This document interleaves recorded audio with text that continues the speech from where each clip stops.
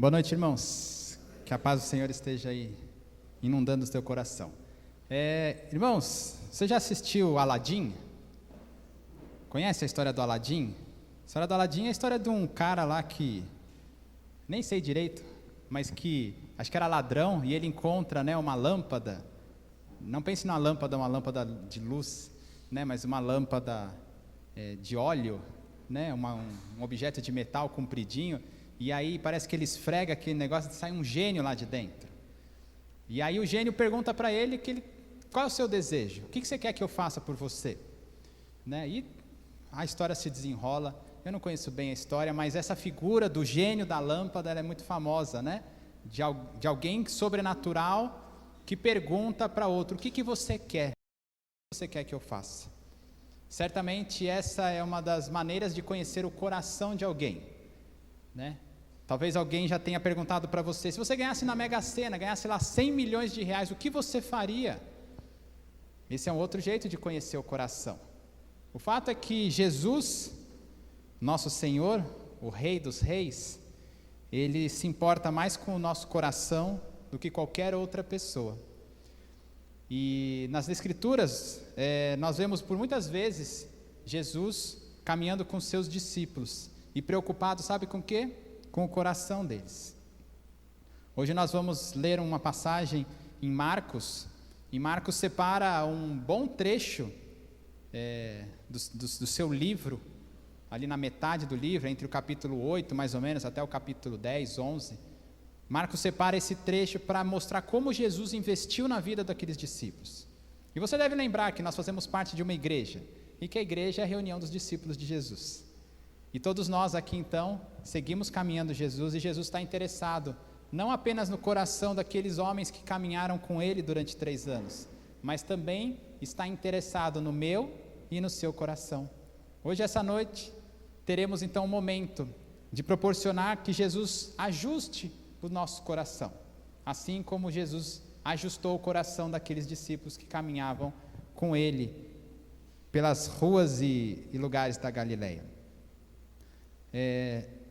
Nas Escrituras nós vemos um homem que foi perguntado por Deus. Deus apareceu para um homem no Antigo Testamento e perguntou: o que você quer que eu faça?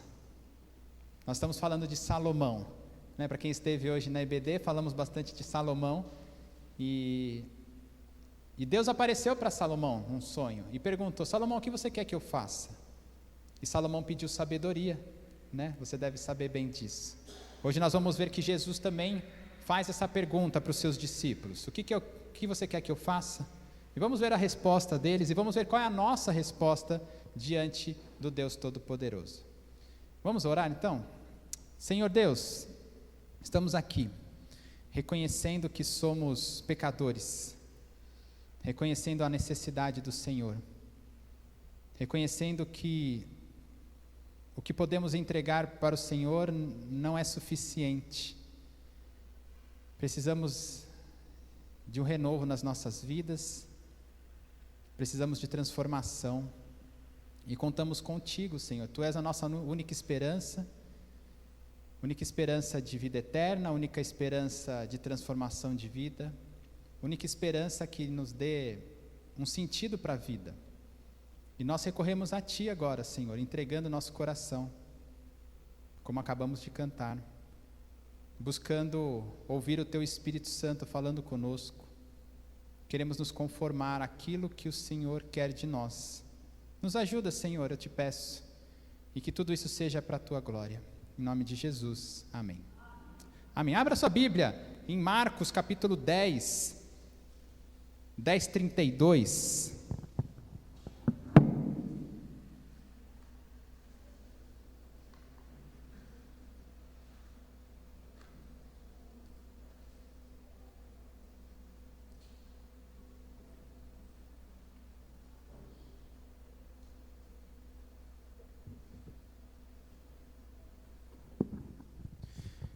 Então, o Evangelho de Marcos, capítulo 10, a partir do versículo 32, nós vamos até o versículo 45.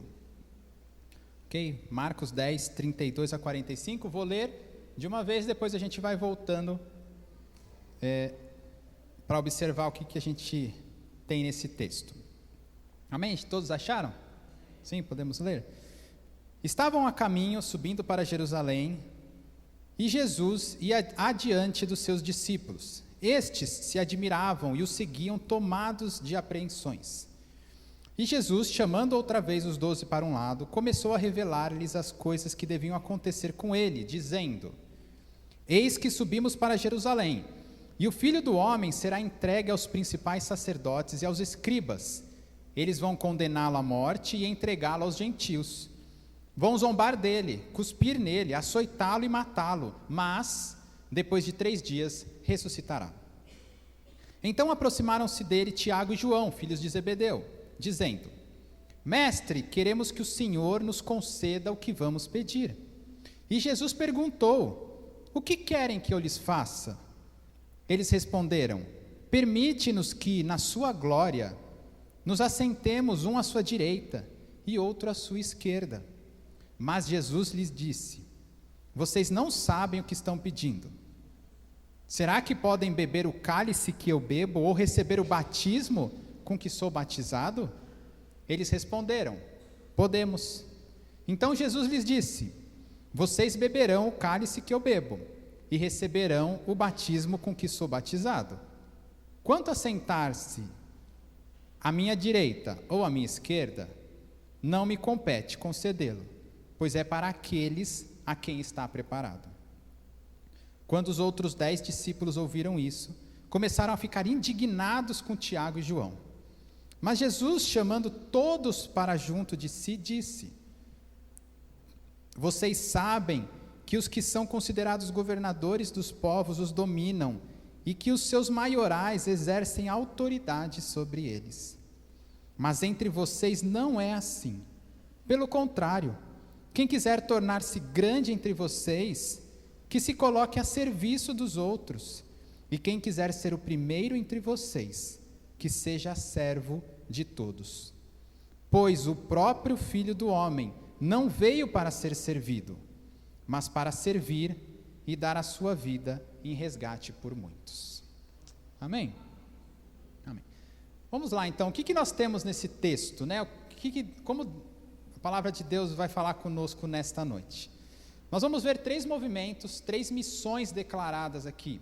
A missão de Jesus, a missão alterada dos discípulos e a missão reformada ou reajustada dos discípulos. A primeira missão que nós temos é a missão de Jesus. Então esse primeiro trecho, que vai do versículo 32 até o 34, nós vamos ver que eles estavam indo adiante, estavam a caminho de Jerusalém. O Evangelho de Marcos, ele começa na Galileia. Galileia, a parte norte de Israel, ao redor ali do mar da Galileia, onde Jesus começa o seu ministério, onde Jesus chama os seus primeiros discípulos e onde ele faz muitos milagres, e ele passa muito tempo ali na Galileia, realizando milagres, realizando curas, realizando ensinos. O Evangelho de Marcos se preocupa com o que Jesus estava fazendo, e ele fez muita coisa na região do mar da Galileia. Mas em determinado momento, ele precisa cumprir a sua missão. E a missão de Jesus, por mais estranho que possa parecer, era uma missão suicida, a semelhança daqueles kamikazes, lembra da Segunda Guerra Mundial, onde os pilotos de avião japoneses jogavam seus aviões nos barcos inimigos para tentar destruir aqueles navios, mas ele levava a sua vida junto, ele entregava a sua própria vida naquela batalha. E Jesus tem uma atitude dessa, está ensinando para os discípulos isso, que ele precisava ir a Jerusalém, porque lá é onde ele completaria a sua missão de morte.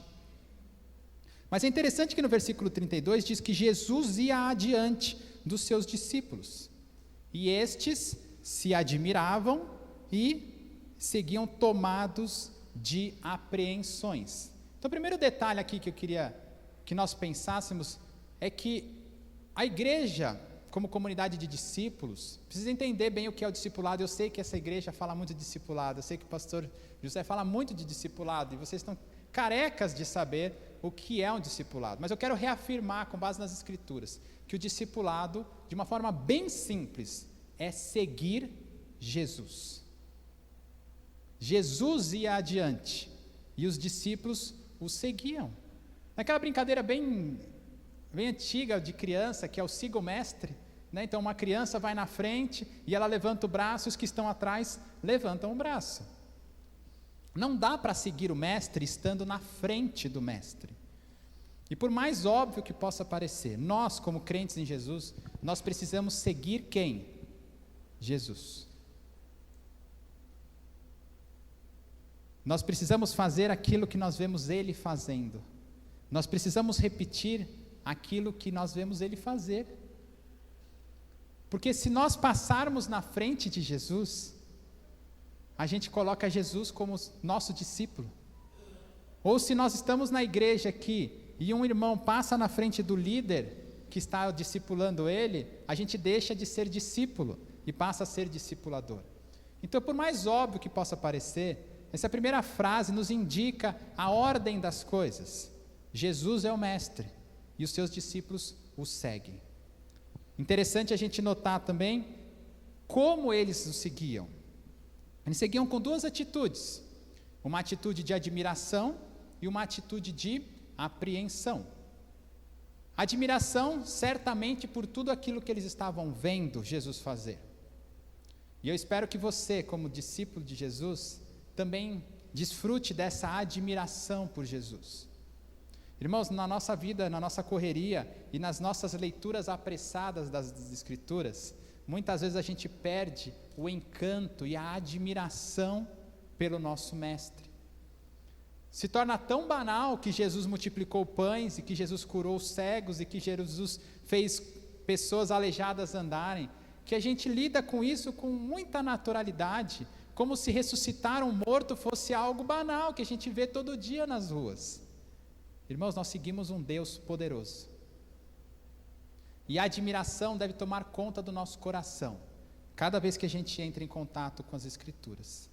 A admiração por Jesus deve crescer a cada dia, por aquilo que Ele já fez e por aquilo que Ele está fazendo nos nossos dias.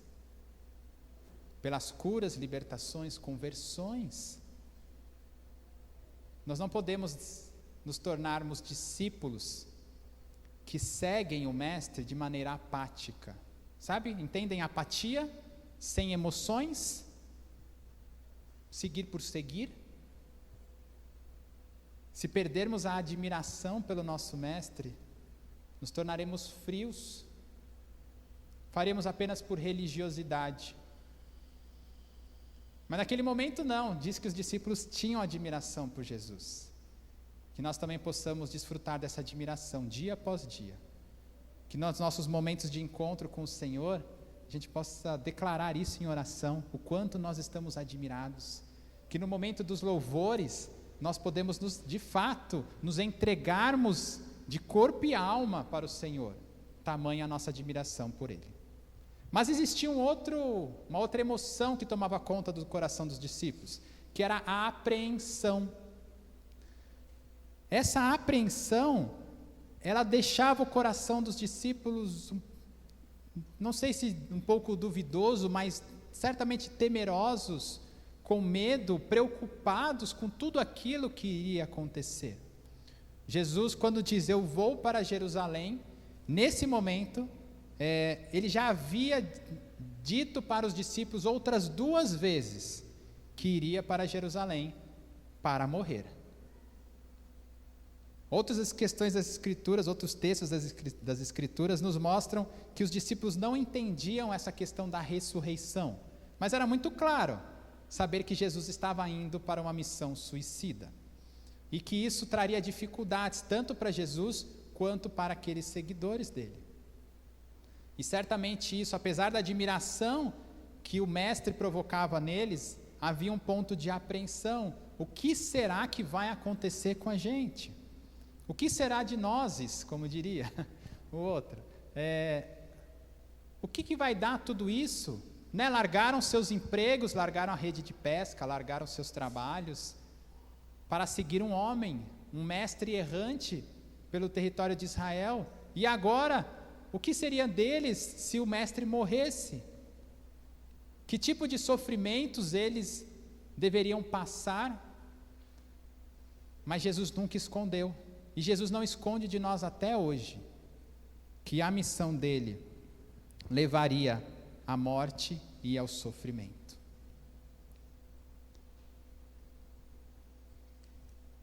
Nós precisamos entender que o discipulado com Jesus, que o nosso caminho como discípulo de Jesus, deve nos levar a uma conformação com a vida de Cristo.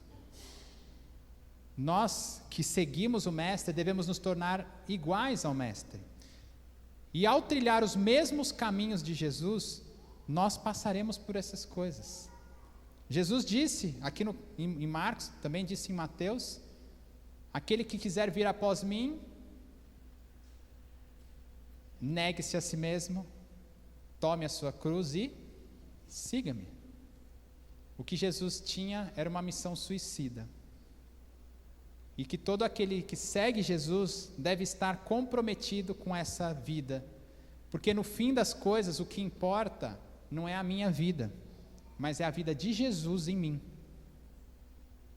Você está disposto a isso como discípulo de Jesus? A se conformar à missão dele?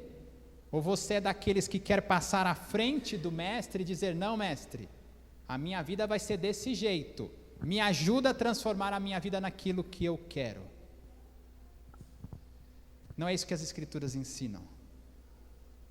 Nós imitamos o mestre, e a vida do mestre em nós nos leva para um caminho de sofrimento, talvez de morte, mas também de ressurreição. Então essa é a característica inicial de um discípulo de Jesus, e é com esses discípulos que Jesus está trabalhando, e que Ele está forjando, é com esses discípulos em mão, esse é o instrumento que Jesus tem, para depois espalhar o Evangelho por todo mundo.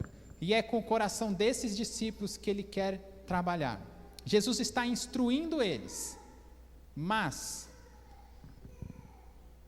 durante todo o Evangelho de Marcos, nós temos algo muito interessante, porque os discípulos são retratados como alguém, como pessoas que não tinham entendido muito bem o que Jesus estava fazendo na vida deles. Você vai ver história após história, os discípulos de Jesus dando o que a gente chama de bola fora, não entendendo aquilo que Jesus estava ensinando, não entendendo aquilo que Jesus estava fazendo. E o papel de Jesus como mestre era ajustar os seus corações. Talvez se pareça com a vida de cada um de nós aqui, né? Que estamos seguindo a Jesus, mas vez após vezes, nós nos encontramos perdidos na missão que Jesus deu para nós. E a gente começa a colocar os carros na frente dos bois. E Jesus quer, vez após vez, ajustar o nosso coração como os discípulos dele. A partir do versículo 35 até o 40, nós vamos ver como os discípulos estavam desajustados em relação à missão que Jesus tinha para eles. Acompanhe novamente a leitura. Então se aproximaram dele Tiago e João, filhos de Zebedeu, dizendo: Mestre, queremos que o Senhor nos conceda o que vamos pedir. E Jesus lhes perguntou: O que querem que eu lhes faça? Eles responderam: Permite-nos que, na sua glória, nos assentemos um à sua direita e outro à sua esquerda. Mas Jesus lhes disse: Vocês não sabem o que estão pedindo. Será que podem beber o cálice que eu bebo ou receber o batismo com que sou batizado? Eles responderam: Podemos.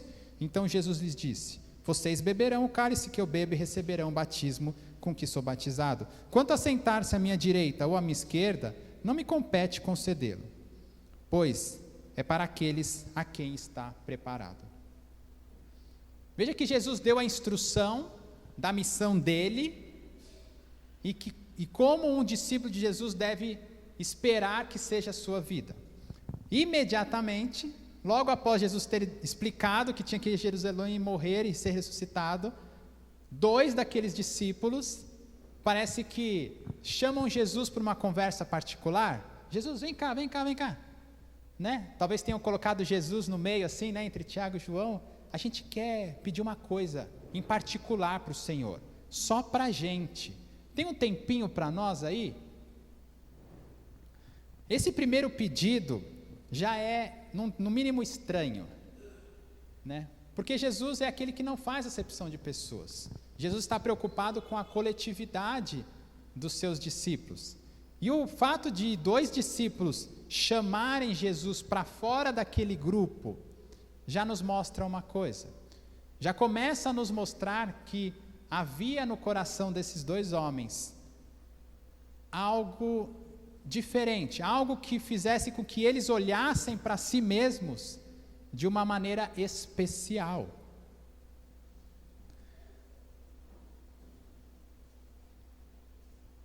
O que eles querem é um favor.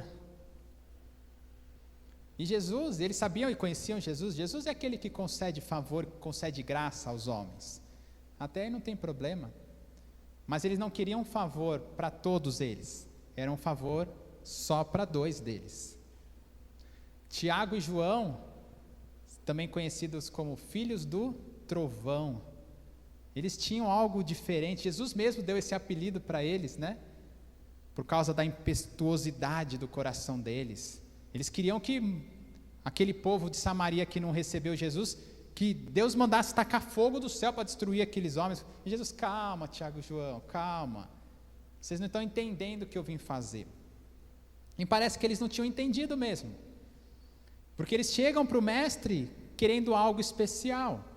Já começa a mostrar para a gente algo no coração deles que os levava para dentro deles mesmos. Isso se chama egoísmo, né?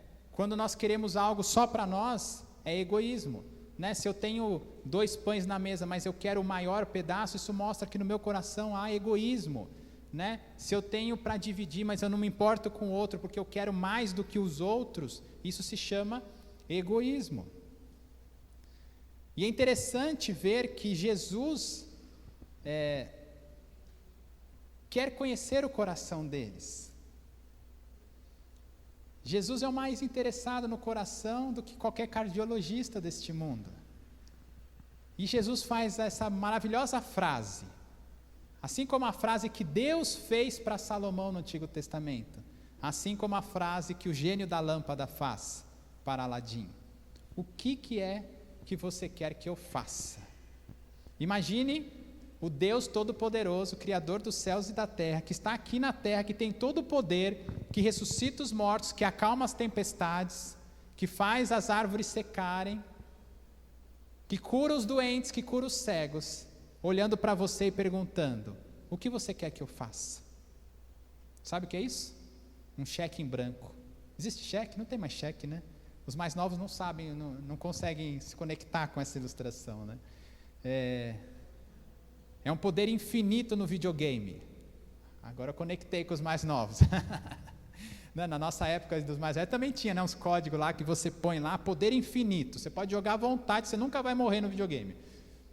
É isso que Jesus tem, poder infinito. E Jesus propõe para aqueles 2 homens. E a ideia de Jesus é: deixa eu testar o coração deles. Vamos ver até onde vai o egoísmo do coração de um discípulo. A pergunta, o que você quer que eu faça, é justamente uma ferramenta diagnóstica de Jesus. Jesus quer investigar mais, vamos ver o que sai desse coração. E aí eles respondem. O que eles respondem? Que no momento em que Jesus estiver na glória, e aqui entendam glória não necessariamente como o céu, porque os discípulos de Jesus esperavam Jesus como rei. Eles esperavam um Messias governador. Eles esperavam que Jesus traria a libertação de Israel e que Jesus implantaria na terra, naqueles dias, o reino de Deus, um reino físico.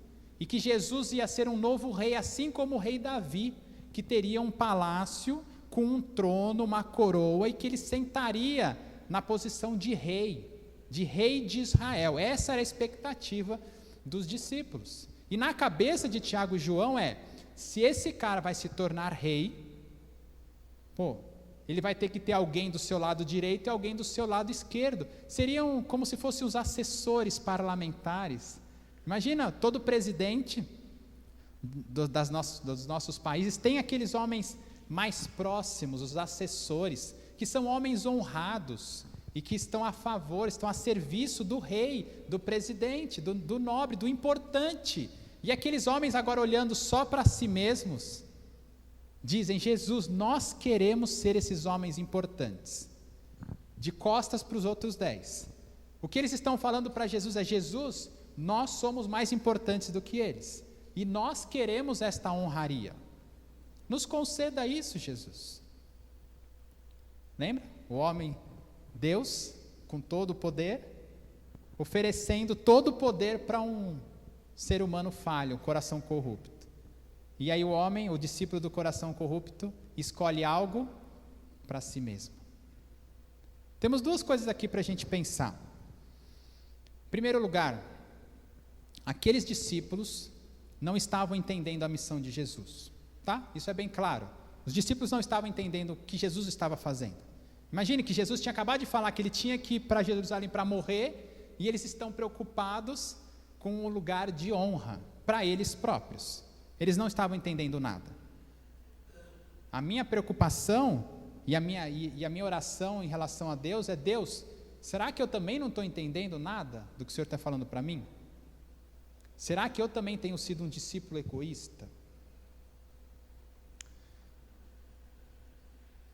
Mas tem uma coisa ainda mais profunda no coração dos discípulos. Jesus nunca ensinou que nós devemos buscar coisas para nós mesmos. Mas existe um personagem nas Escrituras que ensina isso. E a história desse personagem tem alguma descrição lá em Isaías, capítulo 14, versículo 13, quando o profeta fala de um personagem que morava no céu e que um dia olhou para Deus e disse: eu subirei ao santo monte, eu me assentarei nos lugares altos e eu me tornarei como o Altíssimo. E esse ser angelical foi lançado à terra, e o nome dele é Satanás, o diabo, o inimigo de Deus. Nós vemos em toda a concepção do inimigo de Deus que ele é egoísta e que ele quer as coisas para si mesmo.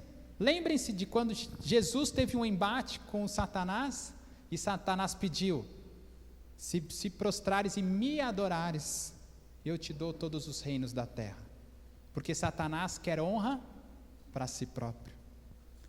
Mas a gente pode voltar lá para o início da Bíblia e ver que quando Satanás, a serpente, conversou com Eva, sabe o que ele disse para Eva?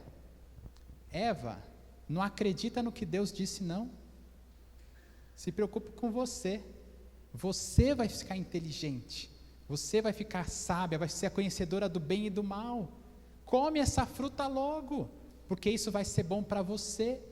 E diz lá em Gênesis 3:6 que a Eva olha para o fruto e se preocupa com ela. Que gostoso, isso vai ser uma delícia, isso vai me alimentar, isso vai me tornar melhor. E ela, preocupada consigo mesmo, come a fruta.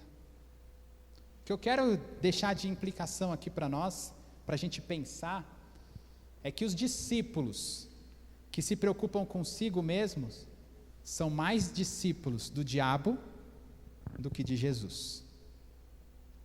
E por meio de uma única pergunta, Jesus consegue mapear o coração daqueles homens e perceber que eles eram mais do diabo do que discípulos de Jesus. Mas Jesus, na sua imensa paciência, amor, graça, e sabendo que os discípulos estavam num processo de aprendizado, ele responde à pergunta daqueles homens.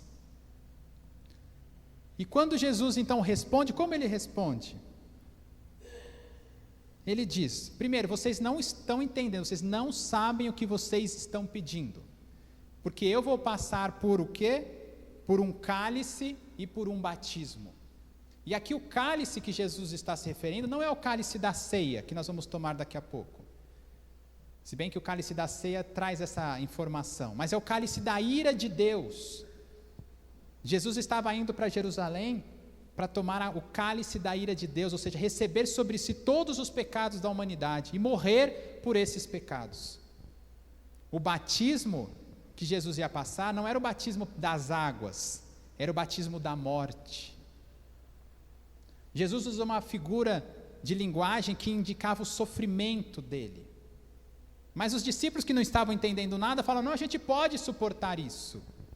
E Jesus fala, de fato, vocês vão suportar isso. Porque de fato, os discípulos iam morrer por perseguição. Tiago, inclusive, foi o primeiro que foi martirizado. Ainda nas páginas de Atos. Tiago é o primeiro dos apóstolos que morre por ser um seguidor de Jesus. Eles não sabiam disso, mas Jesus já sabia.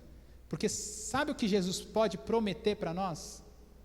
A mesma coisa que prometeu para os seus discípulos: sofrimento. Jesus pode prometer isso. Jesus disse isso lá no Sermão da Montanha, né? Felizes aqueles que forem perseguidos por causa do meu nome. Os discípulos entenderam isso. Por isso Paulo e Silas se alegravam quando foram chicoteados e presos. Porque isso Jesus tinha prometido, bem prometido. Mas Jesus continua a sua resposta dizendo, mas a relação da honra, isso não compete a mim. Eu não tenho parte nisso. Essa questão da honra é muito interessante, porque nessa busca egoísta dos discípulos, eles acabam se esquecendo de mandamentos muito óbvios das próprias escrituras judaicas. Depois, se você tiver um tempinho, você abra lá em Provérbios, põe no seu aplicativo assim, honra, e coloca lá no livro de Provérbios, você vai ver quantas vezes o livro de Provérbios fala sobre honra. E é uma coisa muito interessante, no Provérbios 25, 27, está escrito assim: comer muito mal não é bom, assim, buscar honra não é honra. Buscar honra não é honra. E vamos ter outros tantos provérbios que dizem que a honra não deve ser buscada. Sabe por quê? Porque honra é uma recompensa por um trabalho bem feito. Na missão egoísta daqueles discípulos cegos que não entendiam direito a missão de Jesus, eles estavam buscando honra para si próprios. E Jesus queria ajustar o coração deles e falar, honra, quem busca honra, não tem honra.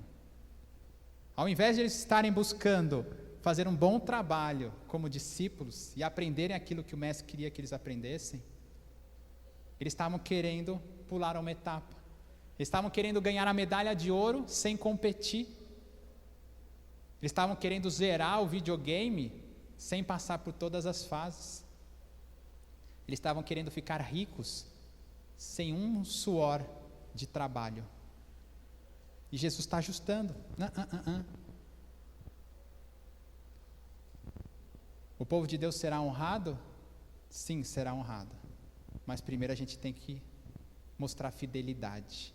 E era isso que Jesus queria daqueles homens.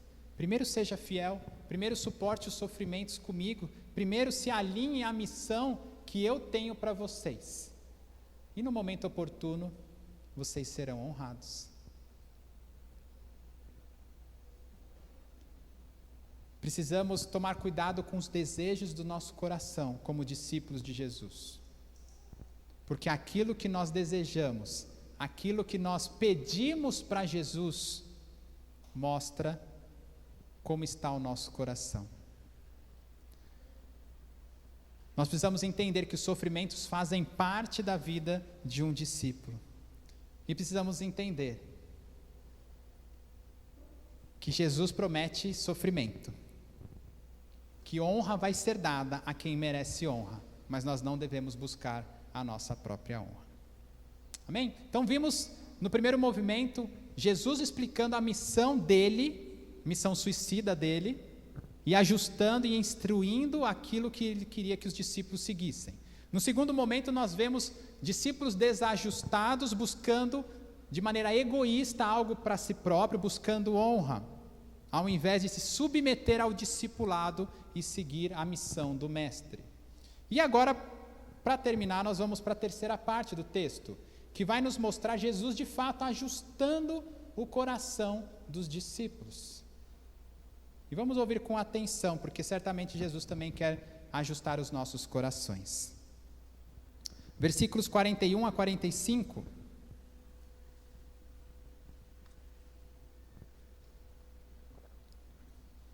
Quando os outros 10 discípulos ouviram isso, começaram a ficar indignados com Tiago e João.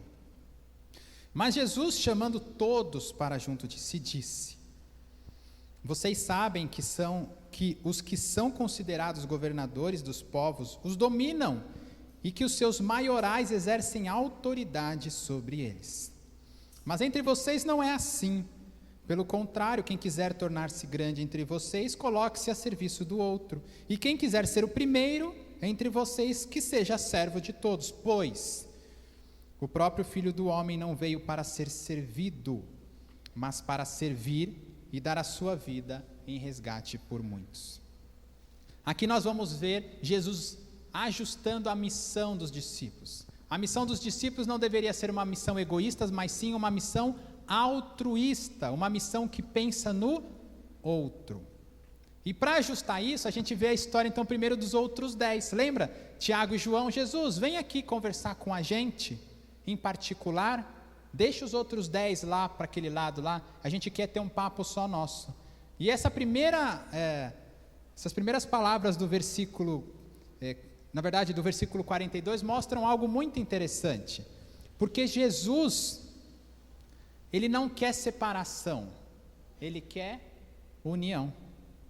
E diz que ele reúne os 12 novamente, para ter um papo com todo mundo. Isso nos mostra a importância da união dos discípulos. Nós aqui como igreja, como comunidade de discípulos, precisamos entender isso, nós precisamos caminhar unidos. Jesus quer falar com todos nós, ao mesmo tempo. Por isso a pregação, por isso que todos nós estamos reunidos aqui. Porque Jesus quer alinhar o coração de todos nós. Mas é muito interessante também ver a atitude dos outros 10. Porque da mesma maneira em que os 2 discípulos, Tiago e João, se achavam mais importantes e queriam honrarias para si próprio, como é o coração dos outros 10? Igualzinho dos 2. Igualzinho dos 2. Enquanto aqueles 2 estão achando que merecem mais do que os 10 estão achando que merecem mais do que os 2. Os 10 não ficam indignados só porque eles se achavam especiais. Não, eles ficam indignados porque eles se achavam merecedores de honra.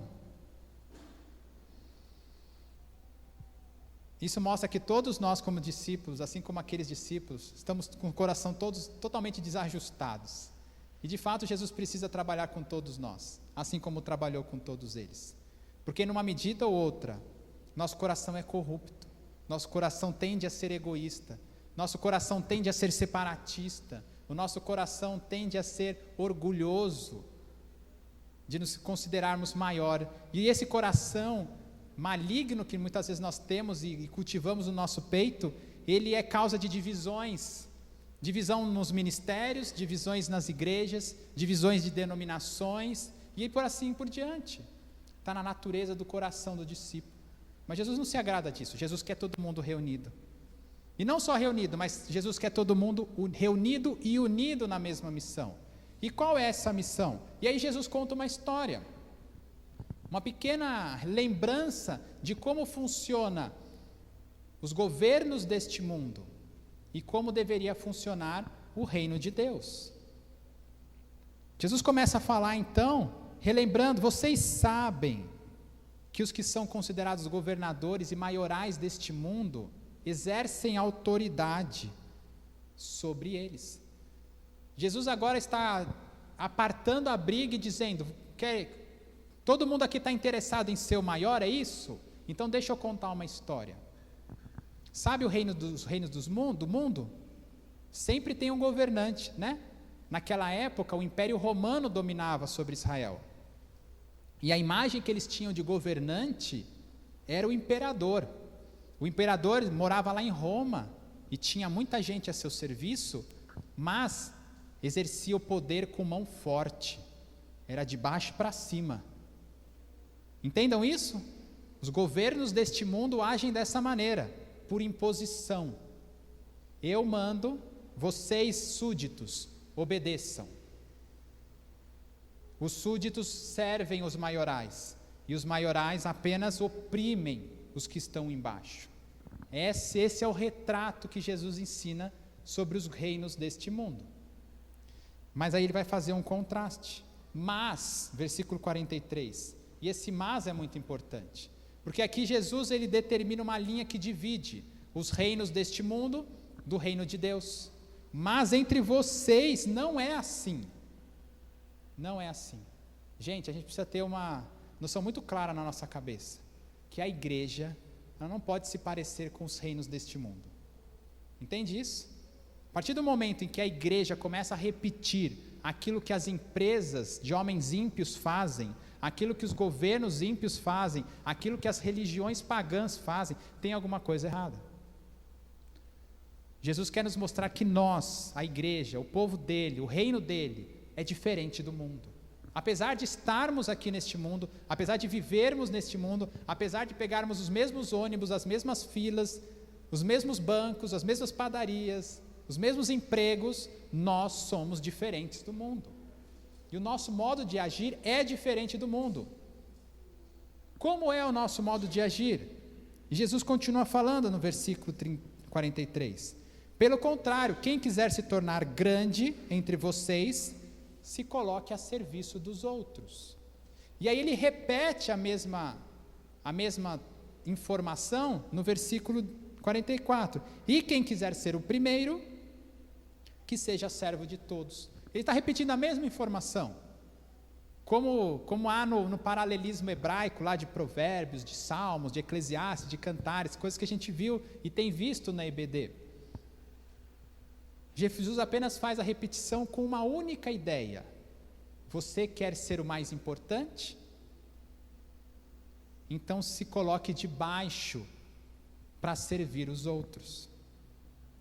E esse recado serve para Tiago e para João, certo? Tiago e João, vocês querem ser o mais importante? Vocês querem ser os primeiros em honra, os primeiros em aplausos, os mais poderosos, o líder de todos os apóstolos?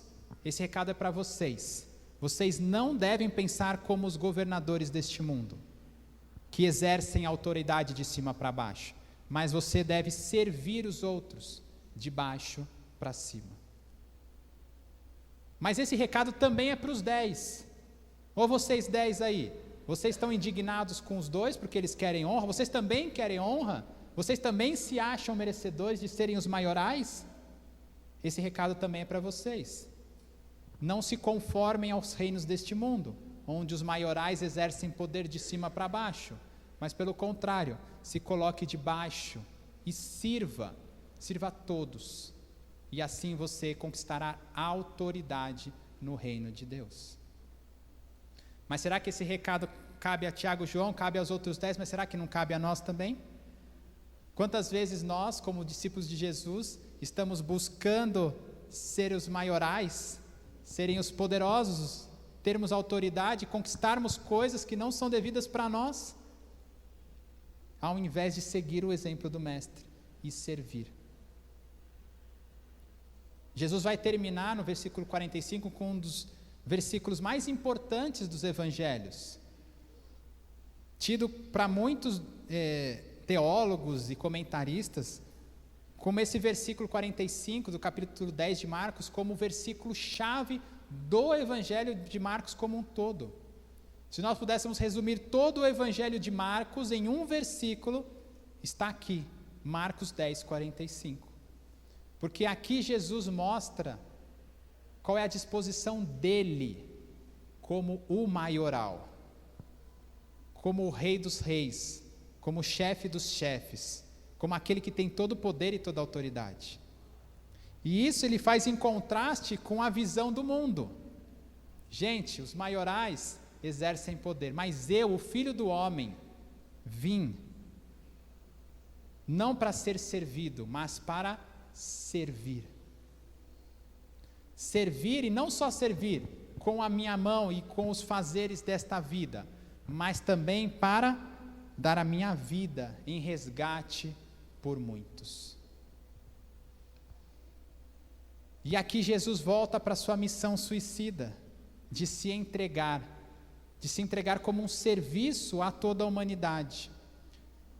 E esse serviço a toda a humanidade nos mostra qual é o padrão que todo discípulo de Jesus deve seguir. Esse talvez devesse ser o lema de todos os discípulos. Eu não vim aqui para buscar honraria, mas vim aqui para servir. E não vim apenas para servir, mas vim para servir e dar a minha vida e gastar a minha vida para que outras pessoas possam conhecer a Jesus. Porque no fim o discipulado é seguir a Jesus. Mas o nosso discipulado cristão, mais do que seguir a Jesus, também é pegar na mão de outras pessoas e ajudá-las a seguir Jesus. Quando nós buscamos uma vida de serviço, nós negamos a nós mesmos. Nós tomamos a nossa cruz, nós entramos no caminho de sofrimento, mas nós não perdemos o foco de Jesus. E nós nos contentamos e nos alegramos no serviço, porque foi isso que Jesus fez. Jesus nos mostrou com a sua vida, aquele que tinha todo o poder e que podia fazer o que ele quisesse. Ele resolveu mostrar com a sua própria vida como viver uma vida que agrada a Deus. Já pensaram nisso? Que Jesus num piscar, num estalar de dedos poderia resolver todas as coisas, implantar o reino e todas as outras coisas mais, mas ele decidiu fazer desse jeito. Que jeito? Ser perseguido, fazer milagres e morrer numa cruz para depois ressuscitar?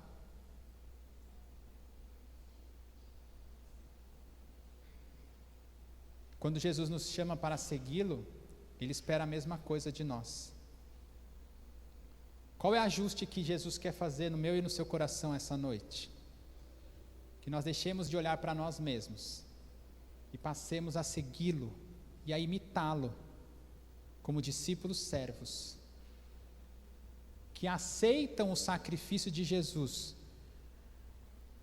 e que repetem aquilo que Jesus disse para nós fazermos, ao invés de repetir aquilo que o mundo quer nos ensinar. Se Jesus aparecesse nessa noite para você e perguntasse: o que você quer que eu faça para você? Como você responderia? Você buscaria algo para você, né? Eu quero um carro, eu quero uma casa, eu quero ser reconhecido, eu quero um bom emprego, eu quero uma posição de destaque, eu quero ser honrado, eu quero esfregar na cara de todo mundo que me falou que eu não ia dar em nada na vida e mostrar que eu sou alguma coisa. O que será que tem no nosso coração? Só Jesus sabe. Só Jesus sabe o que tem no meu coração. O que a gente fala para Jesus? O que a gente busca de Jesus? Fé para ser transformado ou fama para ser reconhecido? Uma posição de destaque? Ou mais disposição para servir?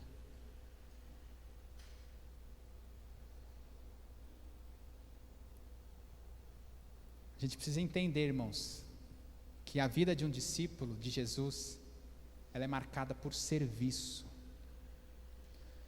E muito legal, porque ontem estive no grupo de discipulado, e baseado naquilo que foi a pregação da semana passada, em Efésios 4, nós vimos muito lá, muito claro, né? O apóstolo Paulo enfatizando essa questão do serviço, do servir cada um na sua função em amor. Porque isso deriva dos ensinos de Jesus. que o discípulo de Jesus deve ser um servo. Não só na igreja, na sua família, no seu trabalho, na sua rua, na sua vizinhança, no seu lugar de estudo. A vida de um discípulo deve ser marcada pelo serviço. Será que você tem servido Jesus como Ele gostaria que você servisse? Será que você tem servido a igreja com toda a disposição, da maneira que Ele fez por nós? E quando você serve, se você já está servindo, qual é a sua atitude como servo? Como discípulo de Jesus? É a mesma de Tiago e João, que quer ser melhor do que os outros? Ou é a mesma dos outros 10, que quer ser melhor do que o 1? Não raras vezes nós vemos nos ministérios das igrejas, pessoas que servem, que se empenham, que se dedicam, mas que se acham melhor do que os outros. E assim como nós vimos aqui no grupo dos discípulos de Jesus, causam divisão, causam separação, porque no fim não estão buscando a Cristo, estão buscando coisas para si próprio. Se esse é o caso, se em algum momento da sua vida você perceber isso, você deve se arrepender, deve pedir perdão a Deus e deve entender que o seu papel lá é de cooperação e de serviço, não de competição.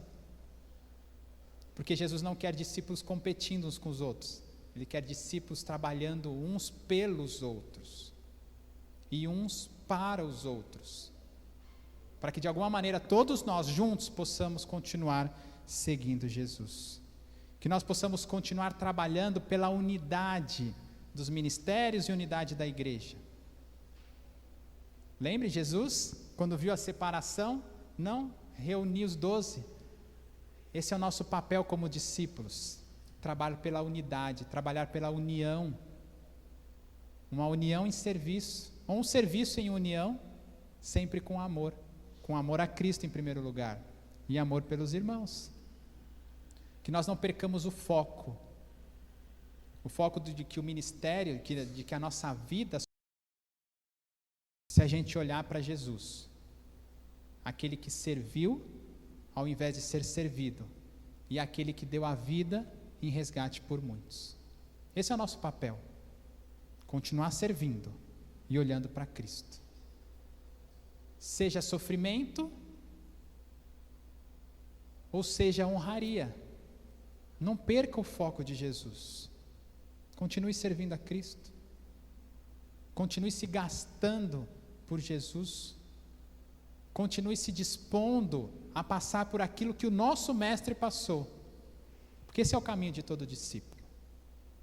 Um discípulo que antes era desajustado e pensava só em si próprio, e nós devemos receber e permitir que Jesus reajuste os nossos corações, para que que nós nos tornemos discípulos servos, altruístas.